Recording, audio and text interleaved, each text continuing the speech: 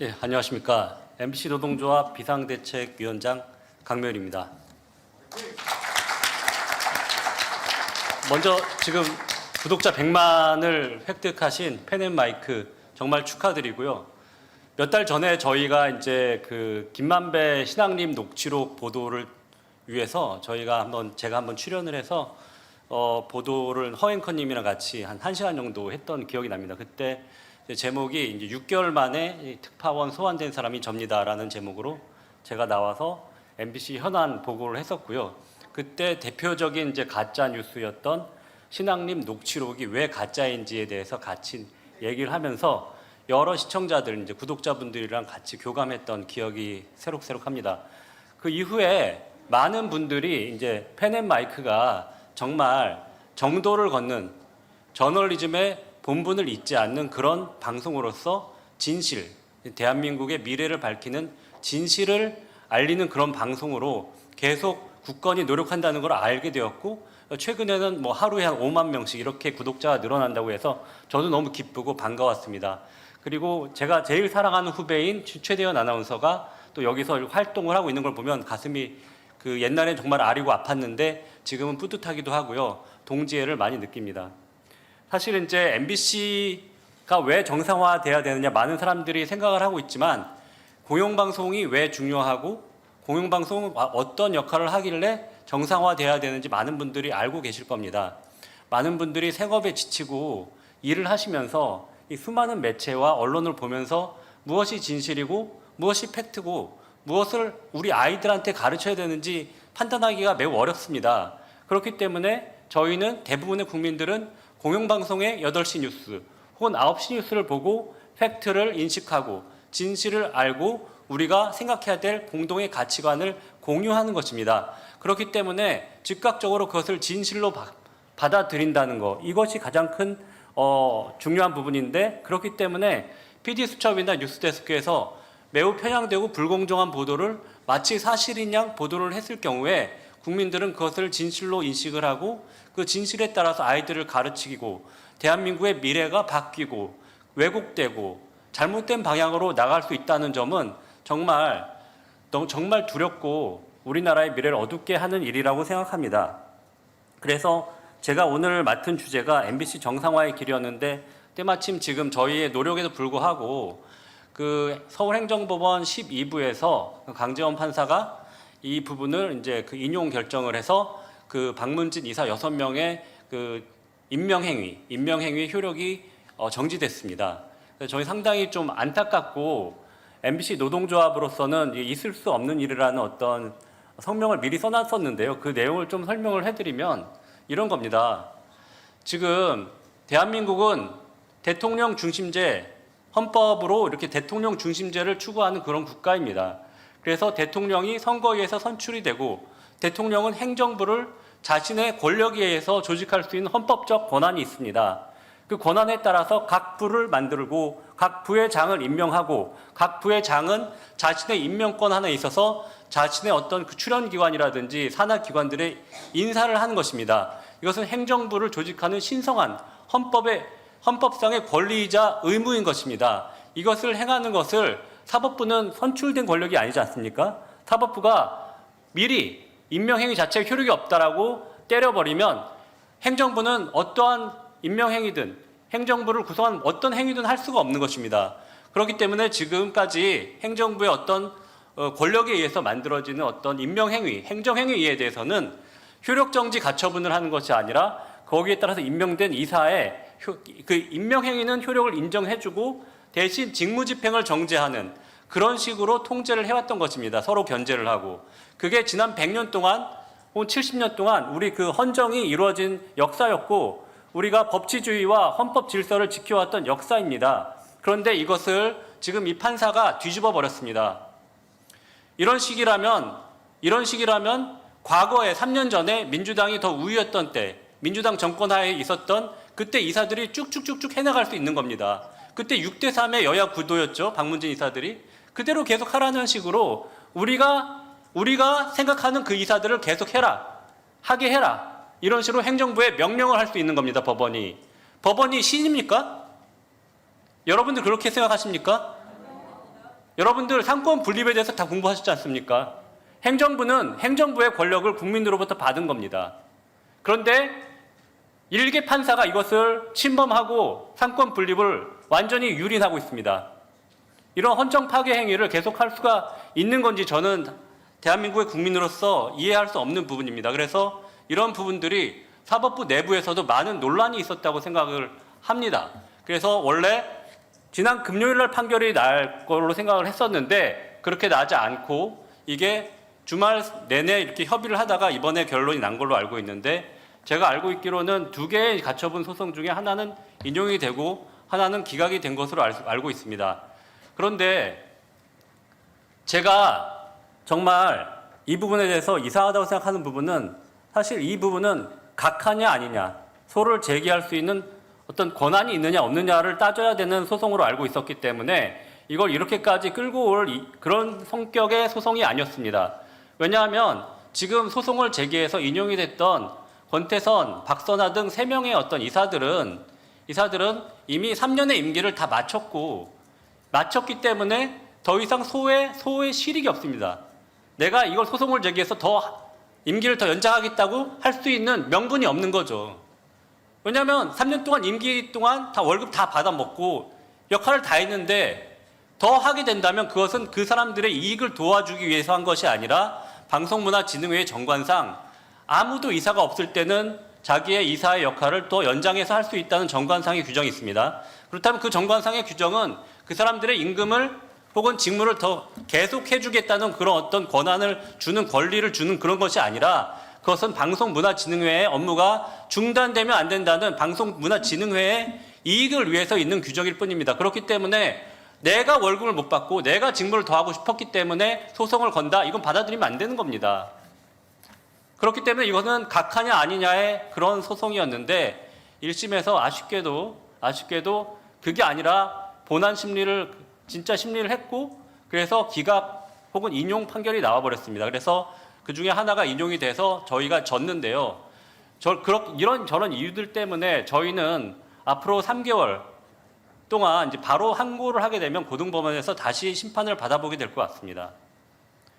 그리고 이런 부분들에 있어서 저는 정말 안타깝게 생각하는 것이, 그 방통위원들을 계속 임명할 수 있고 5인 체제를 만들 수 있는 상황임에도 불구하고 민주당에서는 계속해서 그 국회에서는, 민주당이 주도하는 국회에서는 방통위원 임명을 계속 미루고 고의적으로 지연시키고 2인 체제로 만들어서 인위적으로 불법적으로 만들고 그렇게 해서 위법인 모양새를 만들어서 이렇게 소송에서 활용을 하는 거, 이거 자체가 사실은 이게 하나의 정치적 공작 아니냐, 이렇게 생각이 되는 겁니다.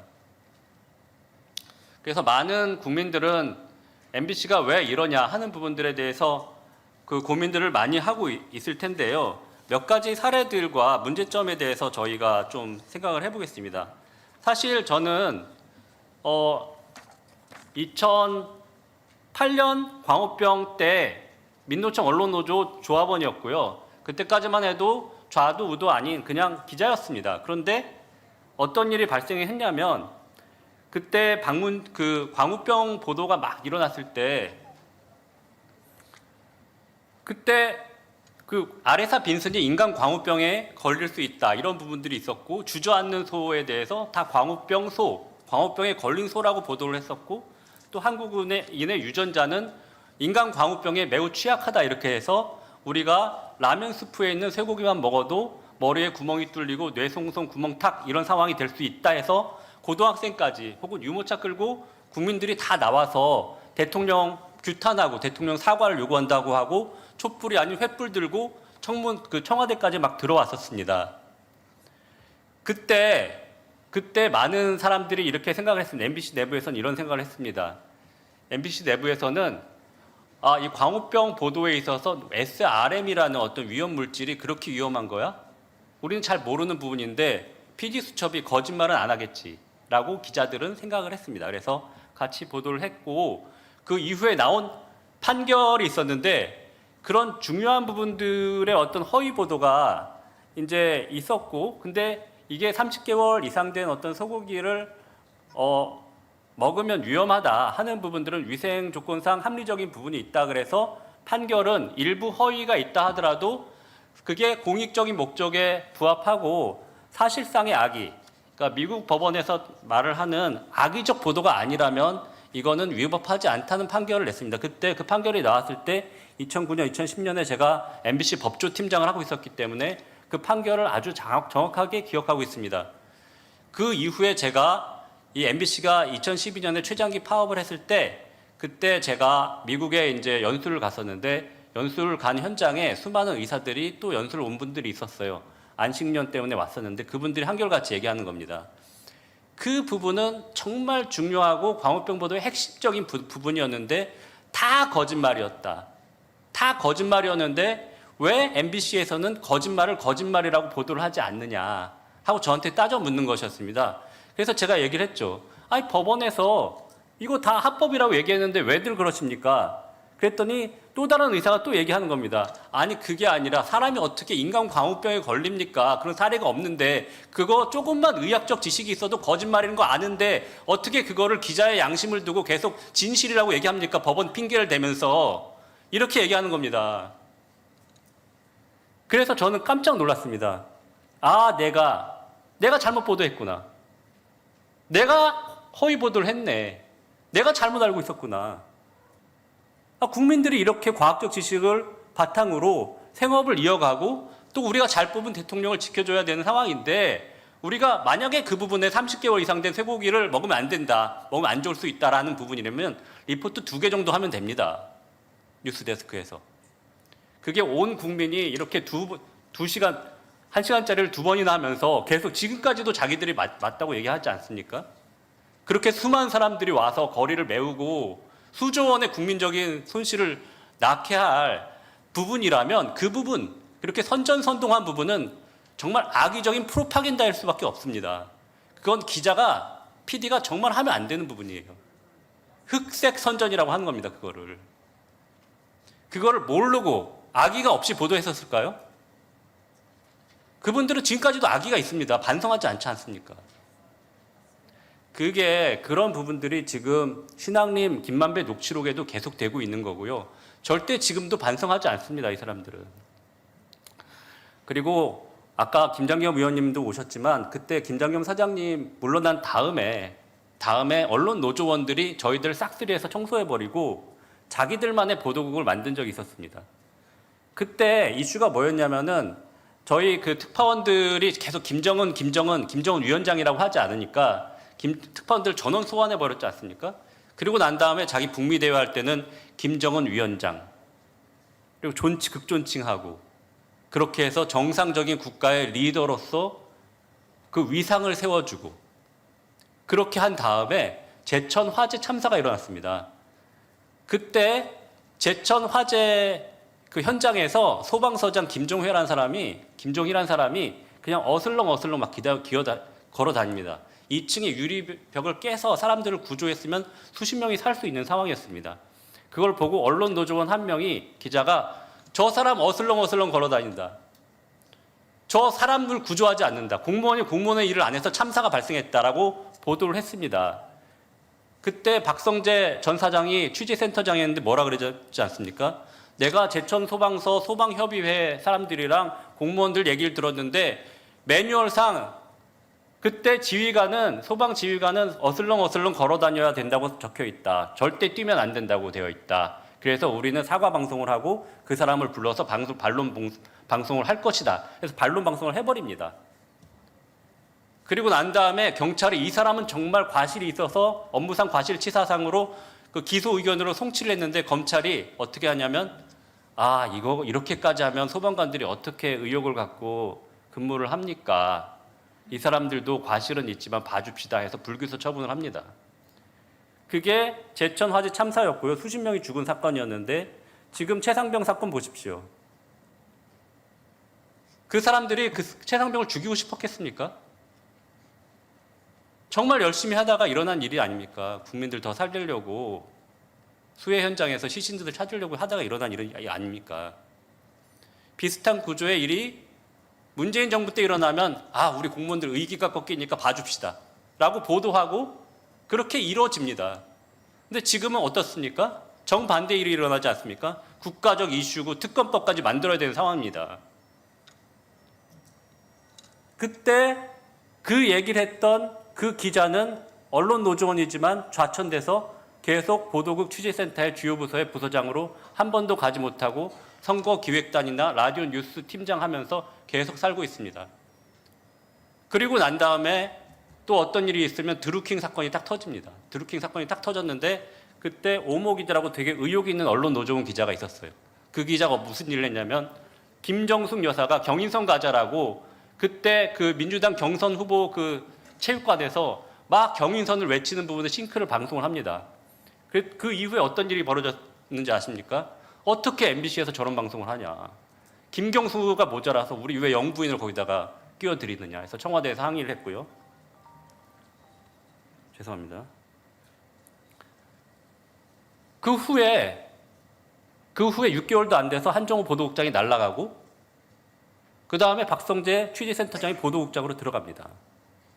그게 2018년 4월에 보도가 되고 6월에 그 박성재 취재센터장이 보도국장으로 된 다음에 바로 있었던 일이 무엇이냐면 북한 선박에서 환적을 한다는 보도들이 막 일어납니다.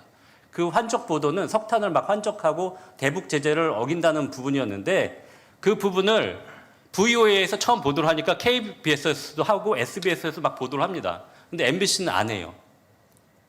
왜 안 했을까요? 박성재 보도국장이 누른 거 아니냐 하는 저는 상당히 그 강한 의심을 갖고 있습니다. 그러고 난 다음에 이거를 당시 언론노조원 기자 한 명 최모 기자가 외교안보 팀장이었는데 차장이었는데 이거 해야겠다고 난리에서 단신을 씁니다. 뉴스데스크에 단신을 쓰고 그날로 보도국 밖으로 쫓겨나는 인사를 받았습니다. 그리고 그 다음날 다시 2분짜리 리포트라고 할 건 하고 가겠다면서 하고 갔습니다. 그 사람 아직도 사업부서에 있습니다. 그게 MBC 현실입니다. 그 후로 언론노조원들 다 평정된 거예요. 그 의기가 좀 남아있는 언론노조원 기자들도 다 평정된 거예요. 박성재 보도국장 사장이 아끼는 박성호 보도국장과 최장원 보도국장의 지휘 아래 일사불란한 조직이 돼버린 거예요. 그렇게 장악이 돼버린 거예요. 지금까지 그렇게 살고 있습니다. 반성을 하지 않습니다. 그럼 어떻게 해야 되겠습니까? 이런 보도들에 대해서는 사실 관계를 확인을 하고 벌을 주기보다는 왜 이런 일이 일어났는지 어떻게 하면 재발을 방지할 수 있는지 이 일에 대해서 정확한 내용을 보도를 통해서 국민들이 알고 이 내용을 뉴스데스크에서 맨날 보도해서 알고 그거에 대해서 대책을 세우고 시스템을 정비해야 되지 않겠습니까? 우리 공영방송을 바로 잡아야지 우리 후손들이 잘 살 수 있습니다. 난 그런 일들을 지금 노력하시는 펜앤마이크랑 뉴스데스크랑 다른 언론들이 같이 힘을 합쳐야 된다고 저는 생각합니다. 그런 어떤 좋은 자리가 또 이 자리라고 생각을 하고요. 많은 시민들과 시청자 여러분들과 구독자 여러분들이 많이 도와주셨으면 감사하겠습니다. 감사합니다. 모두가 숨죽이고 침묵하던 시절 펜앤마이크는 앞장서 자유와 민주를 외쳤습니다. 자유파 정권 탄생을 위해 싸웠습니다. 2024년에도 펜앤마이크는 쉼없이 달려갑니다. 민주주의 체제수호의 선봉이 되겠습니다. 왜곡된 대한민국 역사를 바로 세우겠습니다. 2024년에도 펜앤마이크를 응원해 주십시오.